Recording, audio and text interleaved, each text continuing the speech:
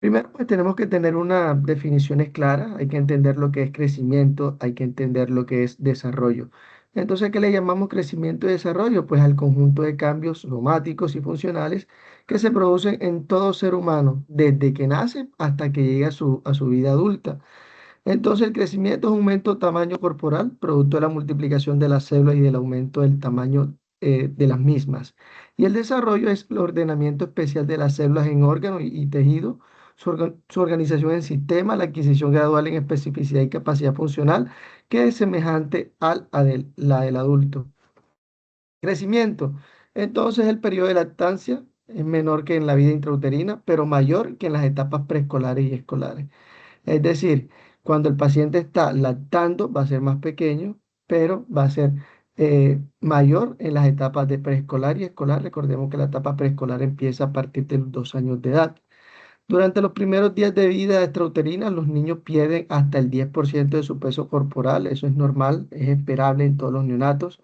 Un neonato que nace con 2.500 gramos, yo puedo esperar que la primera semana me pierda aproximadamente 250 gramos, que sería el 10% de su peso corporal. Esto también se da a la adaptación a la nueva vida fuera del útero, para la cual es necesario eliminar el exceso de líquidos con el que sabemos ellos nacen y una vez haya logrado su adaptación. Entonces, en el primer trimestre, los niños sanos, bien cuidados, tienen un aumento promedio de 25 a 33 gramos diariamente o de 1 kilogramo cada mes.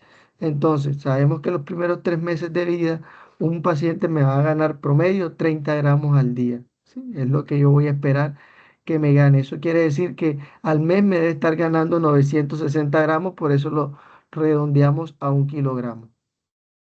Y pues durante los 2 primeros años el niño tiene mayor aumento relativo de talla que en toda su vida extrauterina. Esto se da a un ritmo desacelerado, ya que disminuye a medida que va aumentando la edad. Entonces, pues el crecimiento y desarrollo, ¿por qué está controlado? Obviamente, pues puede haber un código genético que va a estar involucrado en todo esto. El medio ambiente es un factor importante, el clima, la altura, los factores socioculturales como la educación de los padres, el ingreso que tienen los padres mensualmente monetario y la composición de la familia. La nutrición tiene que ver también en esto. Y pues acá un artículo que se llama Distribución espacial y tendencia secuelar. Este estudio se hizo de 1991 al 2014 en unos pacientes nacidos en Jujuy, Argentina. Sabemos que la hipótesis hipovárica se inicia sobre los 1.500 metros sobre el nivel del mar aproximadamente y aumentan progresivamente con la altitud. Entonces, lo que corroboró este estudio es que a más altura, pues los pacientes pueden nacer de menor talla debido a la hipoxia hipovárica. Entonces, pues, ¿qué vamos a valorar nosotros en un paciente en crecimiento y desarrollo cuando tenemos un neonato, un lactante menor, un lactante mayor, un preescolar? Normalidad del crecimiento, estado de salud también. Y esto lo vamos a hacer con un examen físico pediátrico donde vamos a tener en consideración el peso, la talla y la circunferencia craneana o el perímetro cefálico. El peso, pues el lactante debe estar desnudo, si es un niño mayor, lo más desvestido posible. La balanza debe estar adecuadamente calibrada y la balanza de lactantes sirve para menores de 16 años de edad. A continuación, a todos les voy a dejar un código QR para que por favor lo abran y los voy a invitar a las herramientas que tiene el Ministerio de Salud Nacional de Colombia en cuanto a lo que habla de crecimiento y desarrollo para tomar las medidas antropométricas. Esto es un dato que tenemos que dejar claro y sentado en esta charla porque es muy importante para percentilar a todos los pacientes en edad pediátrica. Entonces, pues lo escanea y algunos del auditorio me colabora con las directrices que vamos a ir dando, ¿vale? Cuando ya abran ese QR, ya todos lo abrieron, sí. ¿Hay alguien que no lo haya abierto?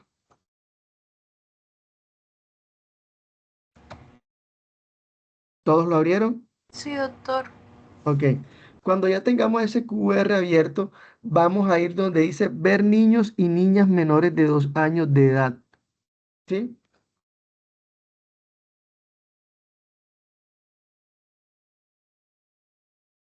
Arriba, pues dice técnica para tomar peso en el paciente.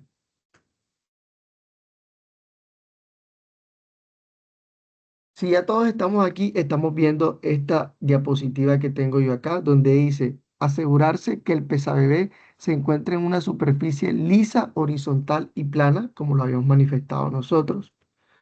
También verificar que el equipo esté en cero, ¿sí? Siempre verificar esto.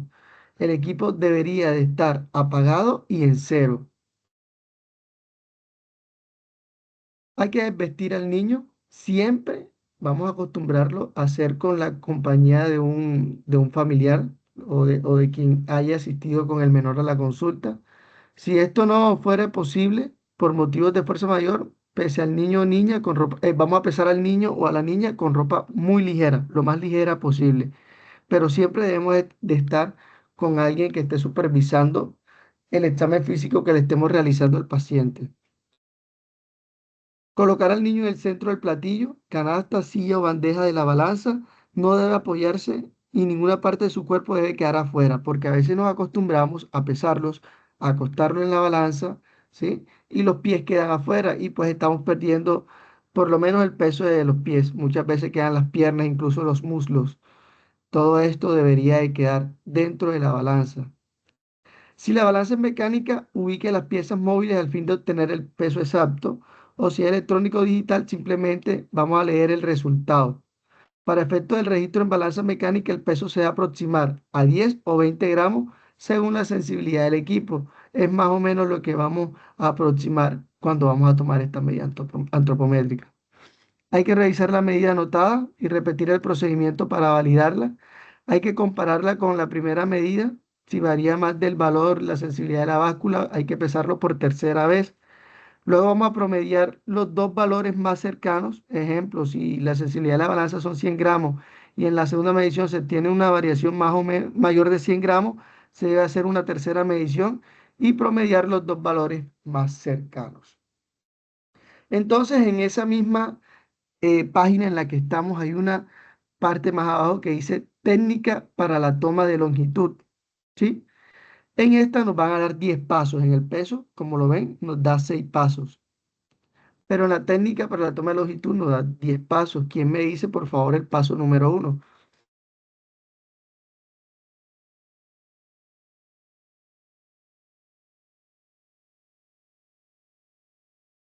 Yo, dice, colocar el infantómetro en la posición correcta horizontal en una superficie plana y firme para evitar que el niño o niña se caiga.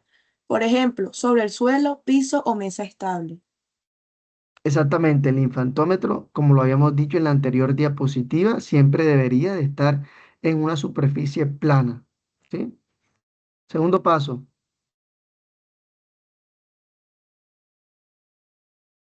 Cubrir el infantómetro con una tela delgada o papel suave por higiene y para la comodidad del niño. Ok, tercer paso. Verificar que el niño o niña esté sin zapatos y que en la cabeza no tenga objetos que alteren la medida. Así es, pues sabemos que cuando el paciente tiene zapatos vamos a tener un sesgo en cuanto a la talla. Cuarto paso. Acostar el niño o niña boca arriba sobre el cuerpo del infantómetro con la cabeza apoyada en la plataforma fija, colocando la mano izquierda en la parte alta de la espalda con el fin de dar soporte a la cabeza y la mano derecha en los muslos, recostando suavemente. Muy bien, perfecto. Sí, el paciente siempre debe estar en decúbito supino. Los he visto muchas veces que lo han tallado en decúbito lateral. Vamos a tener esto en consideración. Quinto paso.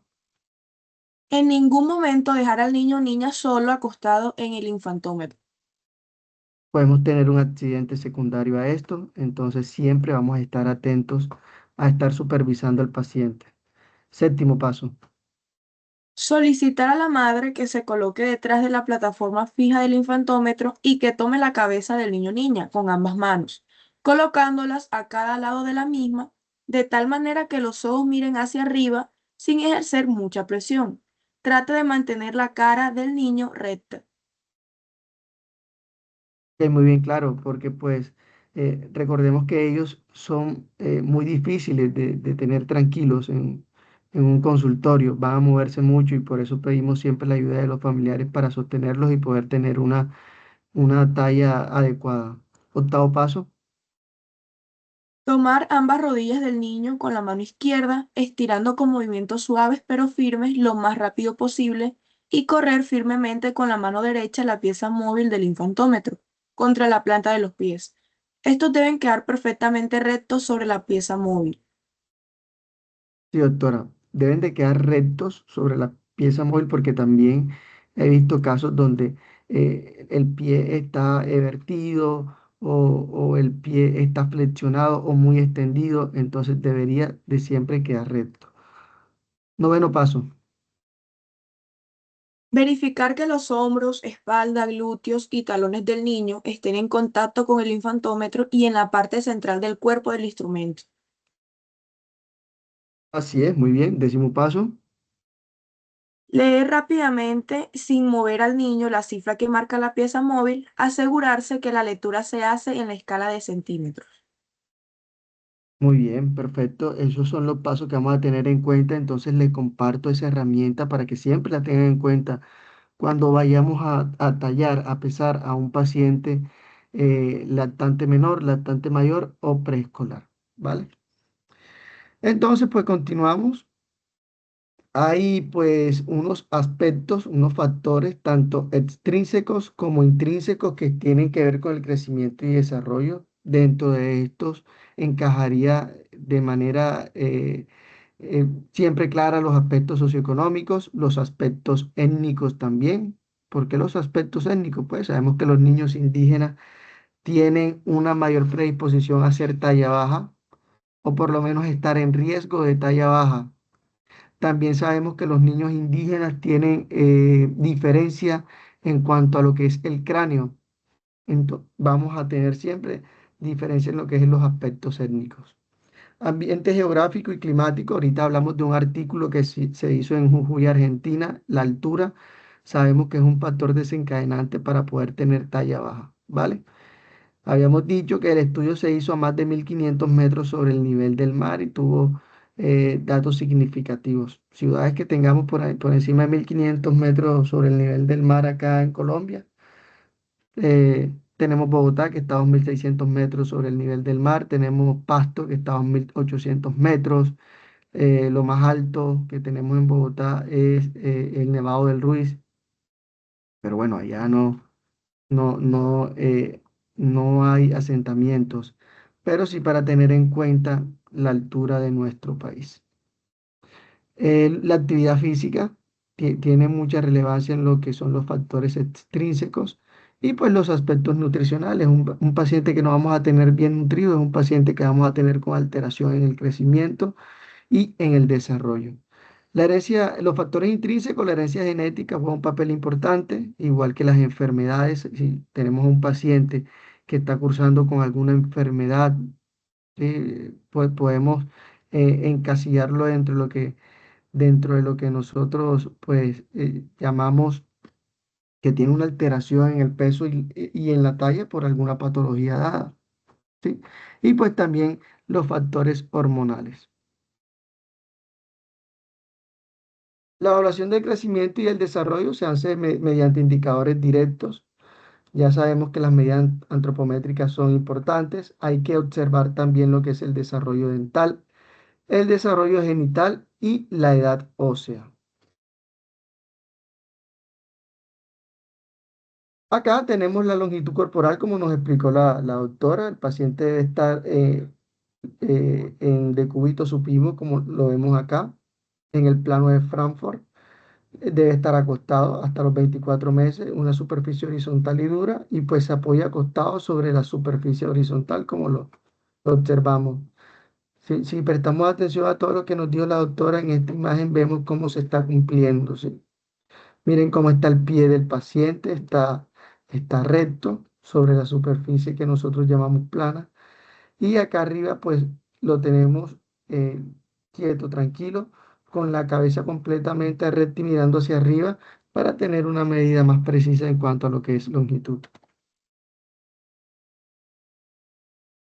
Bueno, cuando tomamos la talla en una superficie vertical, esto también es válido, pero recordemos que ya es en niños más grandes, ¿sí? Si ellos nos colaboran, recordemos que debe ser sin zapato, como nos dijo la doctora. Debe de utilizarse una escuadra como la que vemos acá. Vamos a fijar al paciente sobre la pared también, que quede recto. Y vamos a medir siempre descalzo, sin media, ya que esto puede ocultar un elevamiento ligero de los talones y nos puede dar una talla errada. El perímetro cefálico. Bueno, ¿para qué se mide el perímetro cefálico en los niños? También lo mismo. Vamos a tomarlo para medir el crecimiento y desarrollo del cerebro. Esto es una herramienta muy importante. Siempre va a ser importante porque nos va a ayudar a monitorizar lo que es la salud neurológica y a detectar posibles problemas que puede estar cursando su niño en el niño en el desarrollo infantil. Ejemplo, una hidrocefalia la podemos detectar acá mediante la toma del perímetro cefálico. Entonces, ¿por qué vamos a tomar un buen perímetro cefálico siempre? Porque es importante tomarlo, pues porque nos va a dar una evaluación del crecimiento cerebral. Como les dije, nos va a ayudar con detección de trastornos como la hidrocefalia. También nos puede ayudar a identificar microcefalia. Nos va a dar un monitoreo del desarrollo y la nutrición. Y pues vamos a poder comparar con tablas de crecimiento, ¿sí? Porque el perímetro cefálico se compara con tablas de crecimiento que indican el rango de medida esperado para la edad y el sexo del niño. Entonces, esto nos va a ayudar bastante también. La cinta flexible, lo ideal es que sea de acero. Debe ser metálica, ya que la de plástico, tela o cartulina pueden deformarse. Entonces, lo ideal es que sea una cinta flexible de acero. Vamos a mantener la cabeza fija. Se medirá la circunferencia máxima colocando la cinta con firmeza alrededor del hueso frontal en su punto más prominente, ¿vale? Y por detrás por el occipucio. Siempre tener esto claro.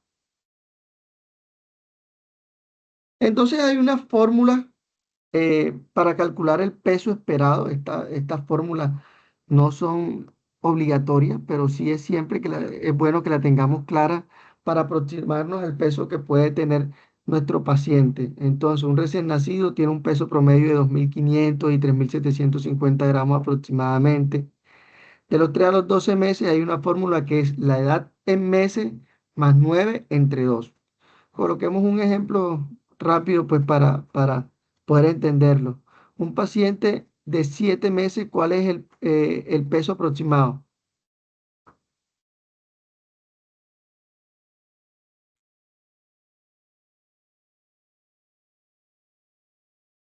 A ver, 7 meses,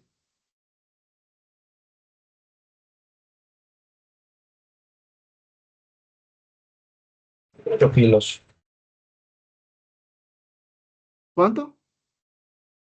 8 kilos. Muy bien, perfecto. Entonces, de los 2 a los 6 años sería la edad en años por 2 más 8,5. Entonces, un paciente de 5 años, ¿cuál sería su peso promedio?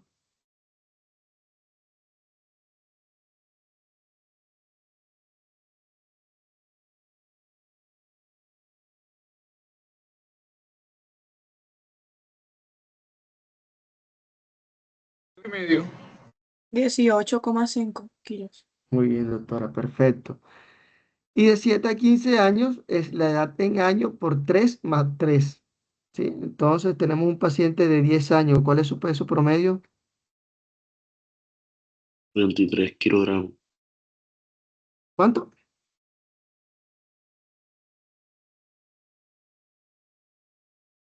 ¿Cuánto dijeron? A ver, un niño de 10 años. 23 kilogramos. Ok, muy bien, perfecto. Eso pues para que lo tengamos en cuenta acá, siempre nos van a preguntar sus familiares. Doctor o sobrina o primo, mi hijo tiene 5 años y pesa tantos kilos, ¿ese peso está bien o cuál debe ser el peso para él? Entonces, estas serían medidas rápidas para tener en cuenta, para dar un valor aproximado de lo que debe pesar, de lo que deben de pesar los niños, ¿sí?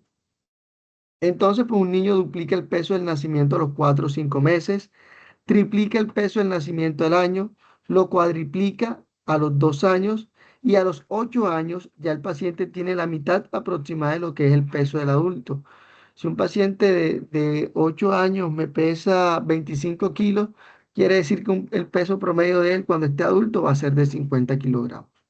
Como les digo, muchachos, estas son todas medidas para ayudarnos. Esto no es una regla, ¿vale?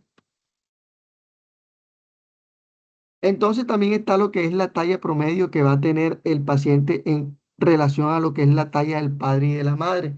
Y pues tenemos esta fórmula. Voy a empezar a preguntar por acá porque están demorando en... Hay 44, 42 conectados de los 54 que están en clase, que están en el curso, perdón. Entonces voy a preguntar porque están demorando para responder, ¿vale? Vamos a hacer esto un poco más práctico.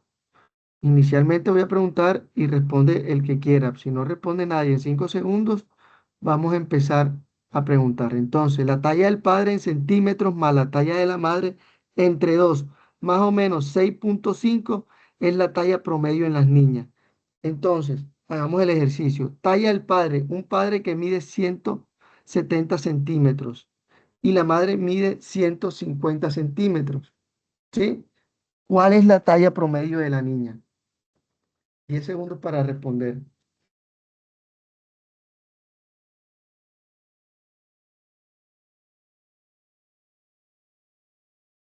5. ¿Cómo? 103.5. Qué pena, no la escuché bien, doctora, se entrecortó.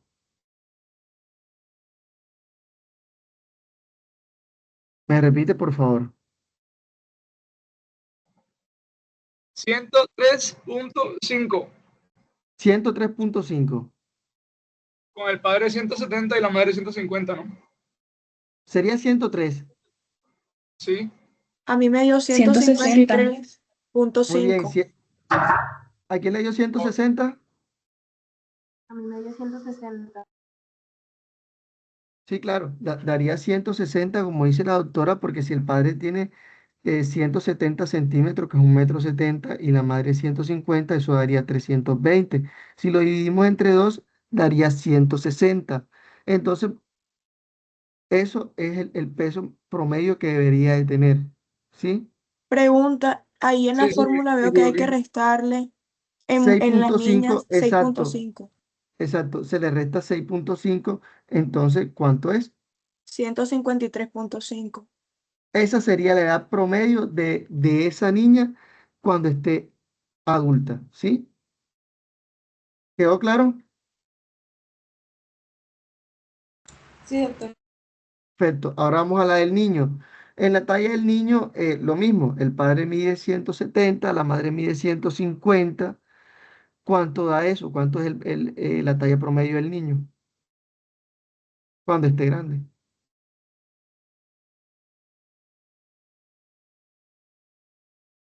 166.5. Exacto. 166,5 centímetros. Para ambos, ¿sí? Es más o menos 5 centímetros. Es decir, él puede medir 171,5 o 161,5. Me hago entender, entonces, el rango de la talla del paciente estaría entre 161,5 centímetros y 171,5 centímetros. ¿Está claro? Sí, Sí, doctor. doctor. Sí, doctor. Ok. A todos les quedó claro entonces esto. Alguien que quiera de pronto decirnos, de pronto Luis Hernando Díaz. Luis, ¿estás acá? Sí, doctor. Ok, Luis Hernando, ¿cuánto mide promedio tu papá 1,75. y tu mamá? Si se lo debo, imagino que 1,60 y pico. Bueno, vamos a colocarle 1,65 a tu mamá. Ok, con la fórmula de los familiares de Luis Hernando vamos a hacer la operación. El papá mide 1,75 y la mamá mide 1,65. ¿Cuál sería la talla promedio de Luis Hernando? A ver, 1,70. No, 1,76.5. A ver, Daría 1,76.5.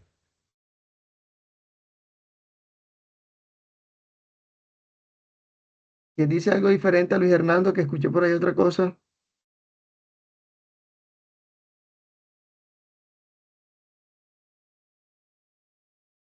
¿Todos están de acuerdo con Luis Hernando?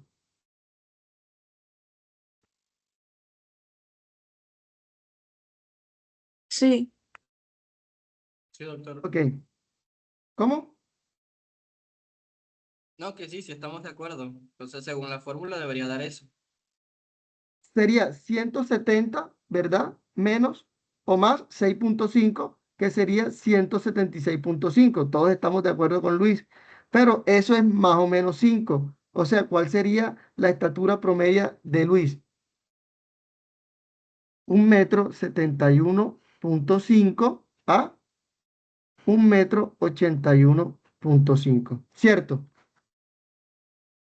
¿De acuerdo, Sí, chicos? Ok, perfecto. ¿Y cuánto mide Luis? 83.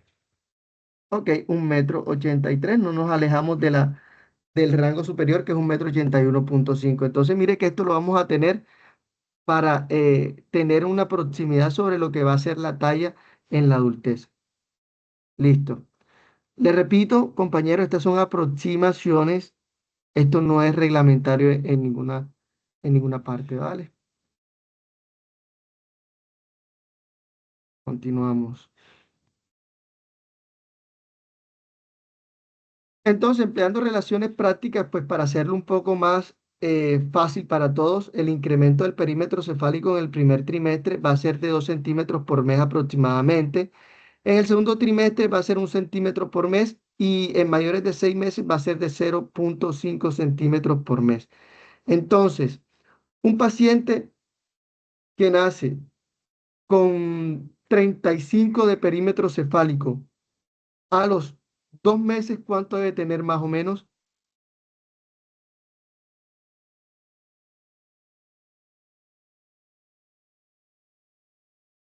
A ver, vamos a preguntar acá. Luisa Fernanda de Luque Vaquero, ¿está acá? sí, debería tener 37 centímetros. ¿Cuánto?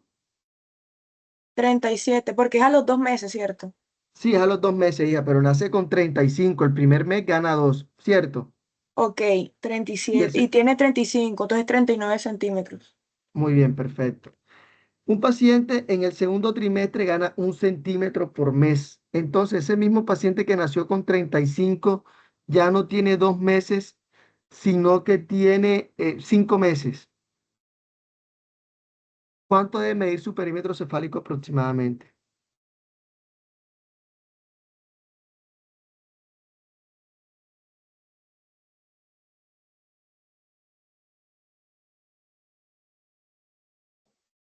$43.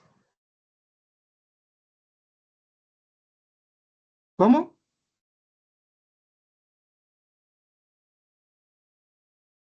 ¿Qué respondieron por allá? Ok, preguntamos por acá. Preguntémosle a Isabela Reyes Arango.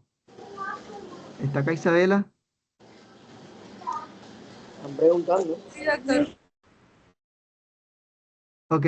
Isabela, ¿cuál sería el perímetro cefálico aproximado para ese paciente de 5 meses?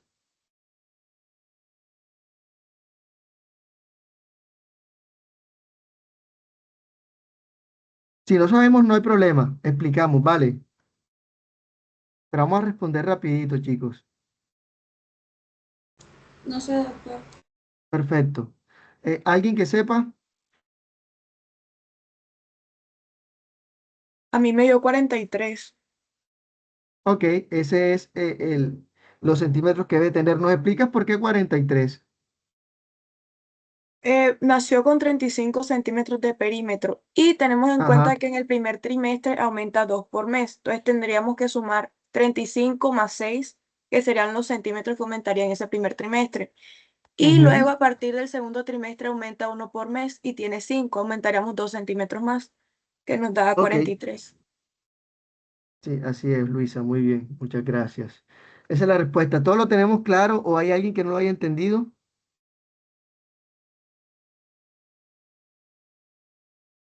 Perfecto, todos los tenemos claro. Entonces, tenemos ahora al mayor de 6 meses. Al mayor de 6 meses aumenta 0,5 centímetros por mes aproximadamente. Tenemos el mismo ejemplo, pero este paciente ahora tiene 8 meses. ¿Sí? De 8 meses, ¿cuál sería el perímetro cefálico aproximado para este paciente?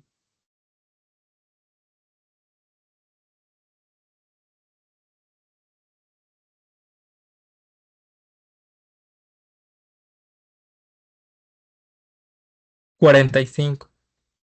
¿Cuál? 45.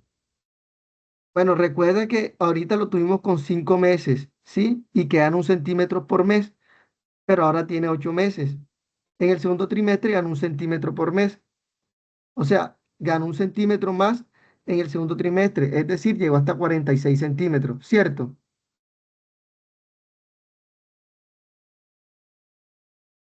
Hasta 44, perdón, hasta 44 centímetros. Sí, porque ahorita Luisa nos había dicho que 43, pero ya con 6 meses, ya como ganó un centímetro más, sería 44 centímetros.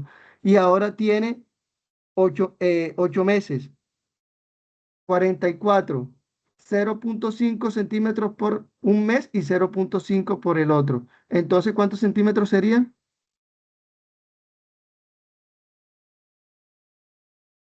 45. Jason, 45. Jason, 45. 45, muy bien. ¿Eso quedó claro, chicos?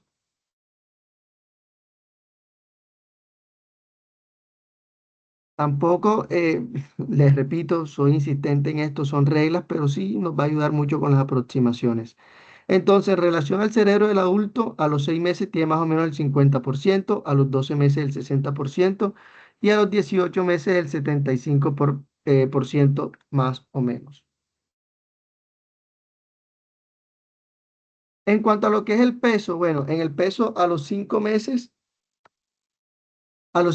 duplican el peso del nacimiento, a los 12 meses lo triplican y a los 12 meses lo cuadriplican. Y el aumento de talla es más o menos así. El primer trimestre gana 9 centímetros, en el segundo trimestre 7, en el tercer trimestre 5, en el cuarto de 3 a 4, a los 12 meses aumentan 25 centímetros aproximadamente, a los 24 meses aumentan 12 centímetros aproximadamente. Estas son las gráficas de neonatos, estas son las tablas de Fenton que vamos a utilizar, van a entenderlas mejor cuando roten por la rotación, valga el pleonasmo de IEPI con el doctor Luis Rubén.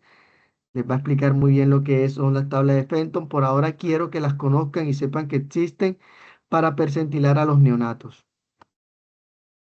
Entonces, acá en la tabla de Fenton, miren lo que nos dice. Vamos a percentilar a los pacientes hasta las 44 o 48 semanas de edad corregida. Y con este dato sí quiero que entre a las rotaciones y es calcular las semanas de edad gestacional corregida, ¿vale? Porque pues muchas veces entramos y nos perdemos con esto y esto sí es importante que lo tengamos claro porque se lo van a preguntar mucho. Entonces, tenemos un ejemplo breve, rápido, un recién nacido que nace de 30 semanas, pero nació el 28 de octubre del 2024. Hoy es 22 de enero del 2025. La pregunta es, ¿cuántas semanas de edad corregida tiene este paciente? Lo primero que tenemos que tener en cuenta es con cuántas semanas nació. Nos dicen que 30. ¿Cuándo nació? Nació el 28 de octubre. Y aquí estamos hoy, estamos a 22 de enero. Entonces, la primera pregunta que deben de hacerse ustedes es, ¿cuántos días hay del 28 de octubre al 22 de enero? Vamos a hacerlo rapidito. 28 de octubre al 22 de enero, ¿cuántos días hay?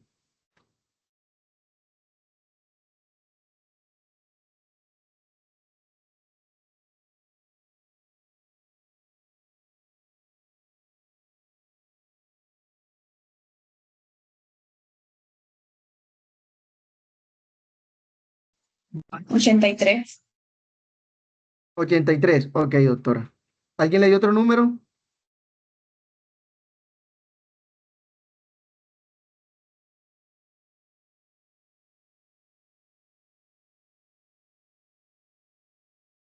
¿A alguien le dio otro número? Mentira, 86. Ok, 86. Ese es el valor, 86. Entonces, tenemos que son 86 días, ¿sí? Que hay desde que nació hasta hoy, que es 22 de enero. Entonces, 86 lo vamos a dividir por los días que tiene una semana. Ahora la pregunta es, ¿cuántos días tiene una semana?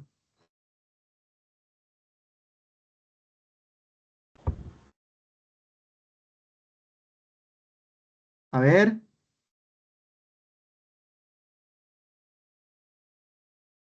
chicos, 7 días. 7 días ¿por qué serían demoran para responder? ¿Qué 12.2. están haciendo? A ver, 86 por los días que tiene una semana, que son 7, ¿cierto? Entonces vamos a hacer esa división. 86 entre 7, ¿cuánto les da? 12.28. 12.2. Muy bien, 12.2. Y él nació con 30 semanas. Entonces, ¿cuántas semanas de edad gestacional corregida tendría mi paciente? Nació con 30 semanas y tiene 12.2 hoy. ¿Cuántas semanas de edad gestacional corregida tiene?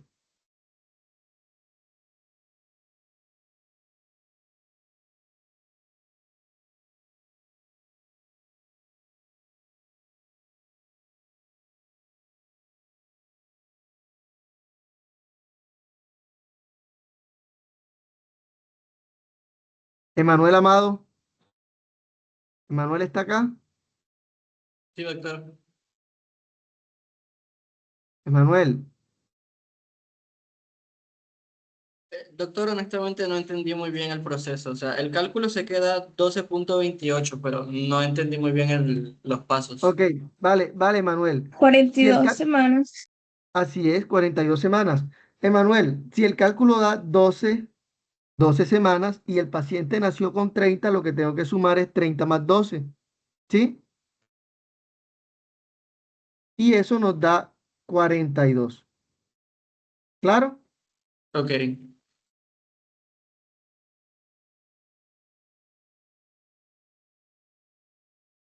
Alejandra Peña, ¿está acá?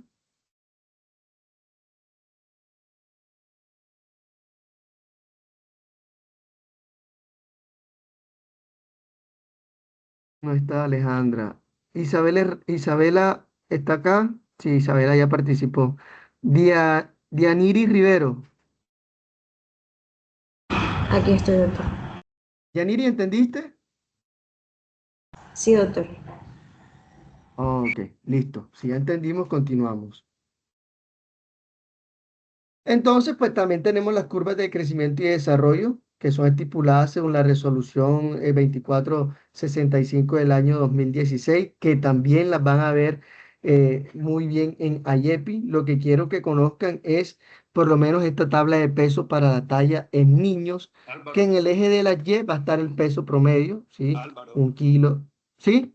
¿me escucha? Sí, le escucho, profe. Espérate un momentico antes de que entres a las curvas para redondear un poco la idea de todo lo que vienes diciendo. Uno, las fórmulas que vieron para el cálculo de peso de acuerdo a la edad, recuerden que lo que le están dando es un valor promedio. Y un valor promedio es una mediana. Lo van a ver en las curvas de crecimiento. Pero eso no significa que un niño que tenga un poquito más o un poquito menos de los valores calculados por esa fórmula tenga alguna dificultad en el crecimiento. Porque recuerden la idea, el crecimiento tiene mediciones que tienen grandes dispersiones de acuerdo a las poblaciones.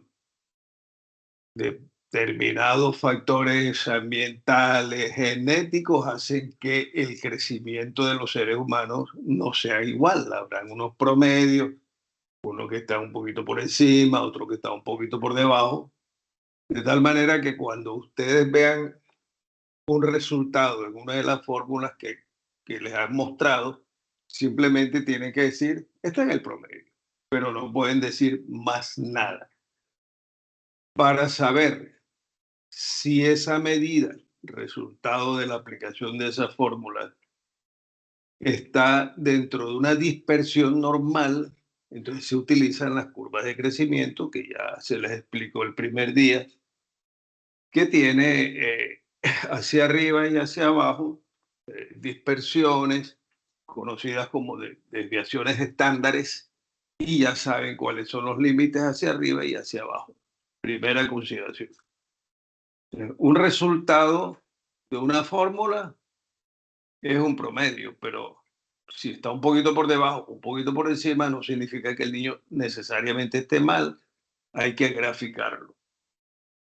Segundo, lo que estaban conversando sobre edad corregida, ahora no se vayan a confundir con eso. Esos son temas que van a revisar con más detenimiento cuando veamos la rotación de IEPI, cuando vean la rotación de recién nacido. Pero en términos generales, la idea es que un niño que nazca pretérmino, o prematuro, continúa su crecimiento extrauterino hasta que se considere que el niño ha llegado a 40 semanas. Es decir, el término que se utiliza para considerar la gestación plena a término son 40 semanas. De tal manera que si este niño que está poniendo el ejemplo del doctor Viloria nació con 30 semanas, significa que faltaron 10 semanas de crecimiento y desarrollo intrauterino. Y esas 10 semanas de crecimiento y desarrollo intrauterino la tiene que completar extrauterinamente. De tal manera que si hicieron la sumatoria y les dio 42 semanas, significa que completó 40 semanas y las 2 semanas sobrantes, por decirlo de alguna forma, es su edad corregida. Quiere decir que ese es un niño que tiene 42 semanas, pero su edad corregida extrauterina son 2 semanas. ¿Está claro? Pero esos detallitos déjenlo para más luego. Ahora enfoquémonos en las cosas más básicas. Adelante, Álvaro. ¿Alguna otra cosa? No, profe, gracias por la intervención. Ok, adelante. Bueno, continuamos entonces. Ya las curvas de crecimiento y desarrollo, pues la vieron con el doctor Luis Rubén, pero acá, pues para recordarle que siempre debemos de tener en cuenta las medidas. Pásale la de los 2 primeros años, que es el objeto de la clase. Ok, sí, claro. Como acá tenemos peso para la talla en niños, ¿sí? Recordemos que en el eje de las Y vamos a tener el peso en kilogramos, como nos lo explican acá. O sea, 1 kilo, 2 kilos, 3 kilos, 4 kilos, 5 kilos. Y en el eje de las X vamos a tener la talla, la longitud, pero en centímetros, ¿sí? Va de 45 pues a 110 en los pacientes de 0 a 2 años de edad. Entonces, un ejemplo, un paciente que tiene 55 centímetros y pesa 6 kilos. 55 centímetros y pesa 6 kilos. ¿Estaría dónde? Estaría, déjenme colocar el puntero. 55 centímetros. Ok. 55 centímetros y 6 kilos. Estaría aquí más o menos en más 3 desviaciones estándar. Incluso apenas en más 3 desviaciones estándar. Ese paciente, si lo percentilamos, ¿cómo nos daría?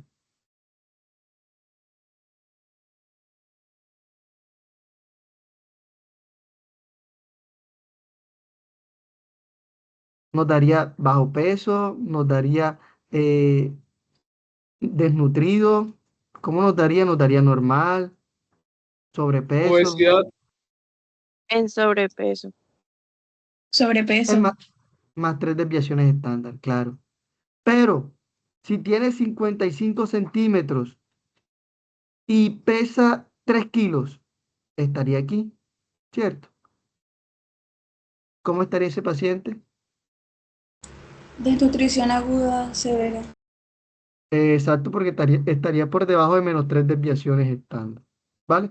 Entonces, pues eso es para tener en cuenta lo que es peso para la talla. Acá también tenemos peso para la talla en las niñas, es igual. tenemos talla para la edad en niños, ¿sí? Y pues también es lo mismo, un paciente que tiene, ejemplo, 4 meses y talla 65 centímetros, ¿cómo estaría?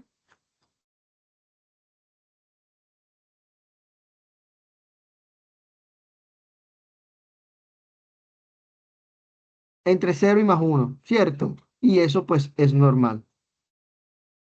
Acá está talla para la edad en niñas también, es igual. El perímetro cefálico, que no lo podemos dejar de percentilar, ¿sí? Es siempre importante porque si yo tengo un perímetro cefálico en un niño de 1 año en 42 centímetros, ¿qué es eso? ¿Cómo se denomina? Microcefalia. No. Vale, eso también lo van a ver en las rotaciones, pero eso se llama riesgo en el neurodesarrollo, ¿vale? Igual está el perímetro cefálico para las niñas. El índice de masa corporal para la edad en niños, sabe que esto se utiliza en los pacientes. Bueno, se puede percentilar en ellos, pero tiene utilidad en mayores de 5 años de edad. Aquí está para niñas. Peso para la edad en niños, lo mismo. Peso para la edad en niñas. Y tenemos una tabla para población especial, como son los pacientes sindromáticos, como lo que es un niño con síndrome de Down o con acondroplasia. Para ellos obviamente van a haber otras tablas, ¿sí? Que también pues las van a ver en sus rotaciones. Hay que tener unas consideraciones específicas. El cerebro, su crecimiento se mide con el perímetro cefálico, que alcanza el 90% de su tamaño adulto a los 6 años de edad aproximadamente. El tejido adiposo crece aceleradamente hasta los 9 meses y luego su crecimiento es nulo hasta los 9 años. Es decir, de los 9 meses a los 9 años, por lo general, no hay crecimiento del tejido adiposo. El tejido linfático, durante los primeros 2 o 3 meses de vida, hay un marcado aumento del número de ganglios y de folículos linfáticos. Entonces, donde vamos a ver la mayor presencia de ganglios, ¿sí? A los 2 o 3 meses de vida aproximadamente, o del aumento del mismo. Los senos paranasales, tenemos que los senos hemorroidales, maxilares y esfenoidales están presentes desde que el paciente nace, ¿sí? Desde que es neonato. Los frontales aparecen por primera vez alrededor de los 6 años de edad aproximadamente. El etmoidal alcanza su máximo tamaño de los 7 a los 14 años y todos los demás después de la pubertad. La dentición, pues acá vemos cuando aparecen los dientes aproximadamente, los incisivos centrales superiores al 8.º mes, los laterales superiores e inferiores al 10.º mes, los primeros molares al año de edad, los caninos a los 18 meses y los segundos molares a los 2 años de edad. Y acá a la derecha le dejo una tabla sobre más o menos cuando aparecen los definitivos, ¿sí? Entonces, estos son los deciduales y estos son los definitivos, los que llaman coloquialmente de huesos. Tenemos el desarrollo en las distintas etapas de la vida y tenemos acá varios principios. Tenemos el principio cefalocaudal, ¿sí? Y tenemos el principio proximal. Antes de nacer, en el neonato se dan estos dos principios básicos. El cefalocaudal es el crecimiento que ocurre siempre de arriba hacia abajo. Es decir, la cabeza, el cerebro y los ojos se desarrollan antes que el resto del cuerpo. Y esto, obviamente, pues al ser así, al desarrollarse antes del resto del cuerpo, son desproporcionadamente más grandes al principio. ¿Sí? Entonces, esto para siempre tenerlo en cuenta con lo que es el desarrollo cefalocaudal. Y el principio proximodistal es cuando el crecimiento y el desarrollo motriz ocurre antes en las partes próximas del eje corporal. Un ejemplo, los niños que primero aprenden a dominar las partes proximales como son los brazos, las piernas, que las partes distales como son las manos y los pies y por último los dedos. ¿Sí? Es por eso que en esta etapa preescolar aún se tienen que desarrollar las actividades motrices finas y gruesas como lo que son la pinza, que ayuda posteriormente también a la escritura. ¿Vale? Entonces esto para tener en cuenta lo que son los principios de maduración cefalocaudal y el próximo distal. Vamos a tener unos reflejos primitivos, ¿sí? Que son esenciales para la supervivencia y para su posterior desarrollo. Son movimientos automáticos dirigidos desde el tronco que no están controlados de forma voluntaria. Gracias a estos reflejos puede más adelante desarrollar los reflejos posturales que le permitirán erguirse, caminar, escribir, montar bicicleta. Estos reflejos, una vez hecha su función, deben de desaparecer. Si no desaparecen, son patológicos. Deben de cumplir su función, aparecer, cumplir su función, integrarse en patrones motores más específicos y pues, como les dije, luego desaparecer. Cuando los bebés hacen movimientos rítmicos espontáneos, los reflejos primitivos se inhiben y se desarrollan los reflejos posturales. Y los bebés que no tienen la oportunidad de hacer los movimientos rítmicos suficientemente no integrantes, los reflejos primitivos y suelen tener problemas para desarrollar, pues, luego los reflejos que son posturales. ¿Cuáles son los reflejos primitivos que más vemos en los neonatos? Moro, succión, presión, marcha, y los vamos a ver mejor en esta tabla que se encuentra acá, donde vemos el reflejo de Moro, que la definición es un sobresalto. Acá está lo que vamos a evaluar, la respuesta que vamos a esperar. El tiempo normal es hasta los 2-4 meses de edad. ¿Y qué sugiere la ausencia de Moro? La posibilidad de un daño del sistema nervioso central. Entonces, siempre por eso tenemos que vigilar los reflejos en los neonatos, ¿sí? Como el Moro ejemplo, el búsqueda, que ya sabemos cuál es, y debe desaparecer alrededor del tercer-cuarto mes de edad. El reflejo de succión, que debe ser hasta los 4 o 6 meses de edad. El Babinski, que debe ser entre los 8 y 12 meses de edad. Tenemos los del nivel del tallo cerebral, como el tónico cervical asimétrico y el reflejo tónico cervical simétrico, ¿sí? Ambos deben desaparecer normalmente entre los 4 y los 6 meses de edad.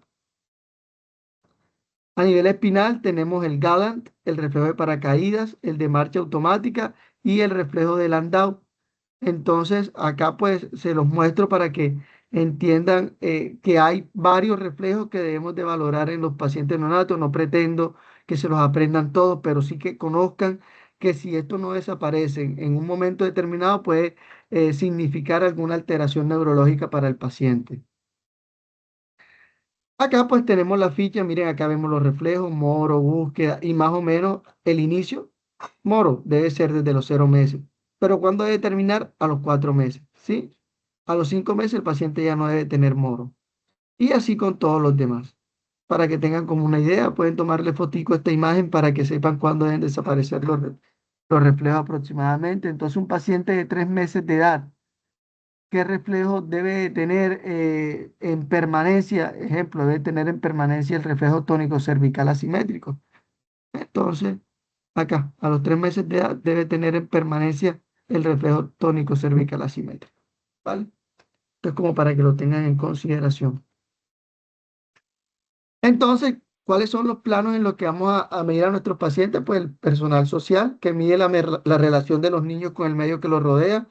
El motor fino adaptativo, que mide el nivel de precisión que puede tener un infante evaluando los movimientos finos. El lenguaje, esta tarea indica la capacidad del niño de escuchar, seguir órdenes, hablar y comunicarse.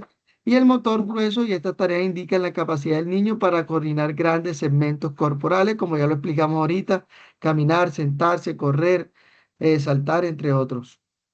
¿Cuáles son las adquisiciones psicomotoras del niño de 0, 5 y 3 meses de edad? Entonces, más o menos al mes y medio sonríe, vocaliza, mira a la madre cuando le habla, se calma con la voz o con el sonido de la madre, sus manos abiertas más continuamente. Al mes, lo más importante es ver su actividad espontánea, actividad y fijar su mirada y al atender los sonidos y al atender a sonidos de frente. Hacia los 3 meses establece una clara relación con el explorador. De 0 a 2 meses, pues desarrollo físico, la primera semana el peso del recién nacido, ya lo habíamos dicho que disminuye hasta un 10%. El desarrollo cognitivo, todos los cuidados dispensados a los niños constituyen un conjunto de estímulos táctiles, olfativos, visuales y auditivos. Y el desarrollo emocional, pues la confianza básica se desarrolla en la medida que el lactante aprende que sus necesidades urgentes son atendidas de forma regular. De 2 a 6 meses, el desarrollo físico, pues los reflejos precoces que limitan los movimientos comienzan a desaparecer, como ya los vimos. El cognitivo va a haber un cambio cualitativo, ya que se le ve interesado en el mundo que lo rodea, y el desarrollo emocional aparecen interacciones de complejidad y amplitud creciente manifestándose a través de expresiones faciales claras. De los 3 a los 4 meses es capaz de girar su cabeza de uno al otro lado, inicia la búsqueda progresiva de sonidos, parlotea, emite gritos de placer y después ríe fuerte. De los 5 a los 6 meses le va a gustar paulatinamente estar más incorporada, ver el ambiente, jugar con sus pies, pero también se proyectará más abiertamente hacia lo que le rodea. A los 6 meses le gusta que le hablemos y que le enseñemos juguetes, ruidos, juega con objetos, inicia lo que es la sedestación, mantiene esta posición con su tronco siempre erguido, guardando el equilibrio con apoyo o una de sus manos. A los 6 12 meses aproximadamente va a haber un desarrollo físico donde el crecimiento se enlentece alcanzando 400 gramos al mes y 200 en el tercer trimestre y 250 gramos al mes al cuarto trimestre de vida. El desarrollo cognitivo, la exploración de los objetos se inicia tomándolo, pasándolo de una mano a otra, golpeándolo y por último se lo lleva a la boca. El emocional, la aparición de la permanencia del objeto conlleva un cambio cualitativo del desarrollo social y comunicativo. ¿Y cómo es la comunicación de estos pacientes de 6 a 12 meses de edad? Pues es una comunicación que es no verbal, pero siempre tenemos que, al valorarlo, tener en cuenta que el paciente va a tener una comunicación, una comunicación con el examinador. A los 9 meses inicia el juego de interacción, empieza a buscar la actividad desplazándose de alguna manera, intenta ponerse de pie y dice papá, mamá, y también pues cierta cadencia bebe echando las manos al biberón, él solito va a tomar el teterito. A los 12 meses ya extraña a los desconocidos, ya cuando lo ve alguien que él no conoce ya lo va a empezar a extrañar. Esto va a dificultar la relación al explorarle, se interrelaciona bien a través de los juegos. Ya esta ya empieza a caminar, su manipulación es precisa, va a coger un hilito con sus dedos, ejemplo, inicia la comprensión de alguna frase elemental muy repetida, dice 1 o 2 bisílabos aproximadamente y ya dice no con la cabeza, como lo vemos acá en la imagen. En el primer año de vida, el niño crece físicamente, madura, adquiere competencia y reorganiza psicológicamente de manera muy rápida. Triplica ya su peso, aumenta un 50% su estatura y alcanza el 70% del desarrollo cerebral aproximadamente. Los aspectos de crecimiento y desarrollo que no se pueden dejar de evaluar en la supervisión de salud, ya sabemos que son el desarrollo físico, el cognitivo y el emocional, que es muy importante. Y en el segundo año de vida que vamos a ver en esta etapa en la que el niño ya está caminando, ¿sí? Ya va a empezar a caerse, hay que estar muy atentos a esto, porque ya va a empezar a deambular solo y con independencia. El desarrollo físico, hay una disminución de la velocidad del crecimiento y también del apetito, por lo que la talla y el peso pueden verse comprometidos, van a empezar a tener una velocidad constante de 1 centímetro por mes y de 225 gramos al mes respectivamente. Generalmente los niños comienzan a caminar solos cerca del primer año de vida, pudiendo tardar hasta los 15 meses, ¿sí? De esto tenemos que tener mucho en cuenta porque después de los 15 meses ya puede significar alguna alteración y ya lo vamos a ver más adelante. El desarrollo cognitivo podrá hacer torres de cubo él solo, imitar acciones centradas en su cuerpo como peinarse o beber en un vaso. El desarrollo emocional va a haber un inicio de marcha involucrado, un cambio en el estado de ánimo predominantemente del niño y los márgenes de la normalidad, que era lo que les estaba diciendo. Entonces, la sonrisa social debe estar entre 10 y las 7 semanas aproximadamente. La sedestación libre entre los 5 meses y el año. La marcha liberada entre los 9 meses y los 2 años. Las primeras frases elementales, que son 2 palabras, entre 1 año, y miren que los pacientes pueden demorar incluso hasta los 4 y 5 años. Entonces, siempre estar atentos a esto. El control de esfínteres desde los 15 meses y puede ir más allá de los 10 años de edad. Pero hay unos signos de alarma que siempre tenemos que tener en cuenta y es, si el niño no sonríe entre los 2 y los 3 meses, esto es un signo de alarma para los padres. No escucha, no reacciona a sonido a los 3, 4 meses, no se mantiene sentado, ni lo inicia claramente hacia los 10 meses, no juega, no se mueve casi el año de edad, no camina ni inicia esa capacidad hacia el año y medio más o menos, o año y los 5 años, no habla o no avanza en el lenguaje hacia los 2 años. Todo esto son momentos de alarma para los padres. Entonces, en Colombia tenemos dos herramientas para evaluar el desarrollo psicomotor. Tenemos la escala de IEPI con la que vamos a trabajar bastante. Ya todos tienen que tener su manual de IEPI para empezar la rotación de pediatría. Y tenemos la escala abreviada del desarrollo 3, que ya la deben de descargar por ahí en PDF. Si no, pues yo se las hago llegar a este chat para que todos las tengan, ¿vale? Y con esto, pues, tomamos lo que fue esta charla. Por último, los dejo con esta frase: siempre va a ser necesario divertirse con algo que no haga daño. A usted la medicina no le hace daño, estudiar tampoco. Entonces, chicos, diviértanse y muchos éxitos en lo que es su rotación de pediatría. Muchas gracias por estar acá.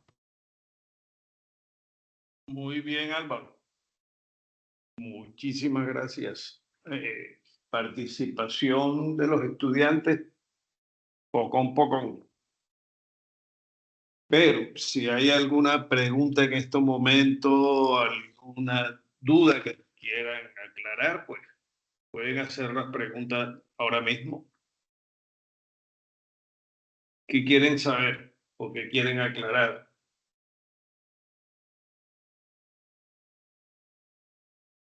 Bueno, ayer les decía que tienen que ir haciendo sus archivos, tienen que bajar todo lo que son las curvas de crecimiento, se lo encuentran en internet, en las páginas del ministerio. Tienen que bajar también la escala abreviada del desarrollo 3, porque esos son documentos que vamos a empezar a manejar una vez comiencen las rotaciones. Tener en cuenta lo que habíamos comentado ayer, o sea, la vigilancia del crecimiento y desarrollo infantil debe ser una de las prioridades en salud pública, sobre todo en lo que se llama primera infancia, que son los primeros 5 años de vida extrauterina del niño, porque se están dando una serie de cambios, una serie de procesos evolutivos que, aunque la mayoría de los niños lo hacen de forma satisfactoria, sin embargo hay un porcentaje importante de niños que no cumplen los objetivos del crecimiento y desarrollo, y a esos niños se tienen que intervenir muy tempranamente.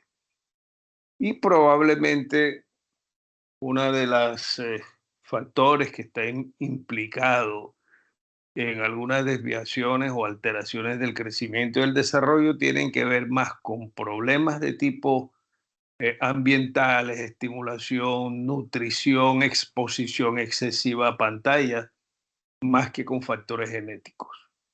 Eso es lo que habitualmente sucede en los países subdesarrollados. Entonces, si bien en Colombia hemos avanzado de una manera importante en el control de la mortalidad infantil, la hemos reducido bastante y esperamos situarla por debajo del 10 por 1000 en los próximos 5 años. Sin embargo, no hemos avanzado suficientemente en tener niños con calidad de vida. Y tener niños con calidad de vida significa tener niños felices, con un buen proceso de desarrollo, con buen desarrollo afectuoso, social, cognitivo, que es al final el objetivo del proceso de crecimiento y desarrollo. Es que todos nos tenemos que convertir en centinelas de eso, ¿cierto? Para hacer las intervenciones tempranas y no ya cuando el niño pase los 5 o los 6 años, que probablemente sí hay que hacer las intervenciones, pero los resultados no van a ser los mismos. Siempre habrá oportunidad de mejorar el desarrollo de los niños y siempre habrá resultados favorables si se comienza tempranamente. Bueno, gracias nuevamente al doctor Viloria, a la doctora María Cecilia, que estuvo ayer con nosotros. Y si hay alguna pregunta, pues hágala en este momento. Si no, damos por finalizada la clase. ¿Hay alguna Doctor, pregunta? yo tengo una duda. Sí. Sí. Con respecto a lo último que habló el doctor, con respecto a esos parámetros que se van desarrollando, pues en el niño de acuerdo a la edad, en los pacientes que nacen pretérmino, ¿esto se va a ver enlentecido o se va a desarrollar de forma normal? Bueno, eso depende también de la ¿cómo se llama? Del grado de prematuridad que tenga un niño. Generalmente los niños que nacen entre las 34 semanas en adelante, inclusive 32 semanas en adelante, alcanzan el proceso de crecimiento cuando lleguen a las 40 semanas postnatales. Y de ahí en adelante se les puede dar una holgura de 2 años para que se nivelen con los niños que han nacido a término. ¿Sí me entendí? O sea que los niños pretérminos, hasta los 2 años se les debe estar haciendo la valoración del crecimiento y de la valoración del desarrollo con corrección de la edad gestacional. Después de los 2 años se consideran que ya todos los niños prematuros ya se han equiparado con los niños que nacen a término, y aquellos que no lo logren, pues habrán algunas intervenciones de tipo endocrinológico, por ejemplo, para mejorar el proceso de crecimiento. Y todos los niños prematuros tienen riesgo de tener alteraciones del neurodesarrollo, y esos niños se tienen que someter muy tempranamente a intervenciones tempranas, estimulación tempranas, para que el cerebro logre madurar de una forma adecuada. ¿Aló? Ok, doctor. Bueno, Gracias. esos detallitos muy específicos los vamos a ver en las rotaciones. ¿Ok? Bueno, Álvaro, ¿alguna cosa? Álvaro, ¿estás por ahí? Álvaro Viloria. Claro que sí, profe, ¿me escucha? Yo que si quieres comentar algo finalmente. Pues no, profe, yo creo que ya con lo expuesto quedó todo claro. ¿Listo? Bueno, que Muchas tengan un gracias, buen día. profe, por la invitación. Muchas gracias a los estudiantes por estar acá. Un abrazo, cuídense mucho. Igual, profe. Chao.